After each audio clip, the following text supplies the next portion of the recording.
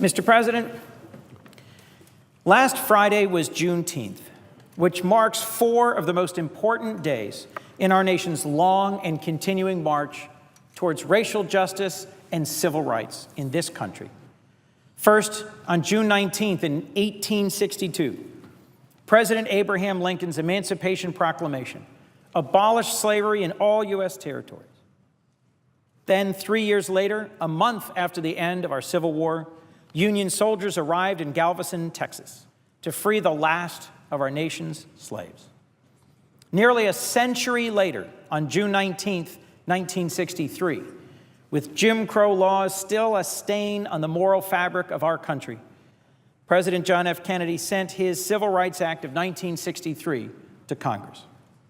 And the following year, as the nation mourned its loss, President JFK, President Johnson shepherded the Civil Rights Act of 1964 to final passage. As we mark these days in our nation's history, from the end of our darkest period to some of the most important pieces of civil rights legislation passed, we know we still have further to go.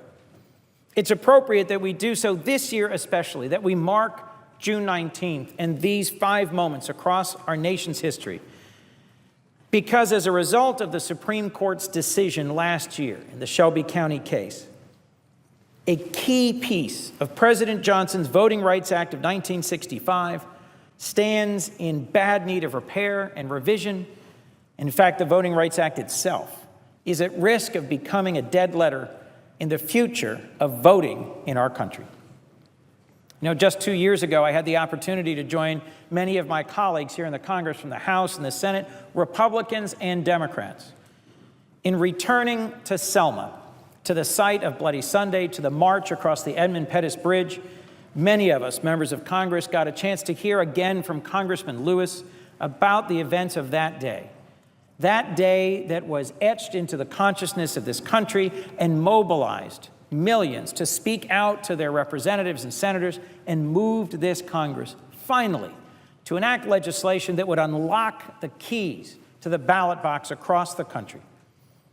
I was so proud earlier this year to join with Chairman Leahy of the Senate Judiciary Committee and with Senator Dick Durbin, Congressman John Lewis, an icon and leader in the American Civil Rights Movement, Congressman John Conyers, and Republican Congressman Jim Sensenbrenner, to introduce a bill that would restore the core protections made possible in the original Voting Rights Act. The bill we introduced doesn't look at discrimination through the lens of the past. It focuses on modern-day violations, not the things that happened 50 years ago. It takes up the challenge laid down by the Supreme Court and comes up with a new formula and a new approach that makes voting rights and elections more transparent and has been carefully crafted to be both effective and to pass in this Congress. It is, Mr. President, a voting rights bill that is modern to confront modern voting rights challenges. As a country, we have come a long way since 1965, but we are not where we need to be yet. As much as we may at times not want to admit it or confront it, racial discrimination in voting is not a relic of the past, but a tragic reality of today. Just yesterday, the Senate Judiciary Committee held a hearing on what to do to address the loss of a key part of the Voting Rights Act that's known as preclearance. In 2013, the Supreme Court struck down the heart of the Voting Rights Act, that a bill that each and every Senate Republican voted for in 2006. Let me be clear about that again. In 2006, this body unanimously reauthorized the Voting Rights Act. And yet in 2013, the Supreme Court struck down an essential provision of that very act. Mr. President, the Voting Rights Act and leadership to address the challenges of civil rights in this country have long been bipartisan in nature. My own family and friends who are Republicans are justifiably proud of their party's leadership role in addressing the darkest days and the biggest challenges of civil rights in the last century in this country. But today we are struggling in this body to find a single Republican co-sponsor for this important and necessary bill.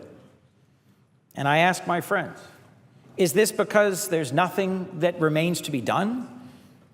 Is that 2006 law unanimously passed by this body so obsolete that there is no legislative response necessary to Shelby? I think a response is necessary. Just a month after the Supreme Court's decision, North Carolina passed a deeply restrictive voting law that, in addition to a strict photo ID requirement, reduces early voting and forbids local jurisdictions flexibility in setting hours for early voting, among other restrictions. After the Shelby County decision in Pasadena, Texas, that city's voters adopted a plan to reduce the number of single-member districts from 8 to 6, adding 2 at-large representatives, a change nearly certain to reduce Latino representation on their city council. And just hours after the decision, the state of Texas announced plans to implement its photo ID law that had long been blocked under Section 5 of the Voting Rights Act.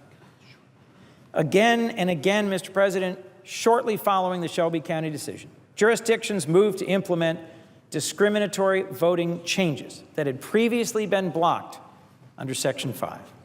Something needs to be done.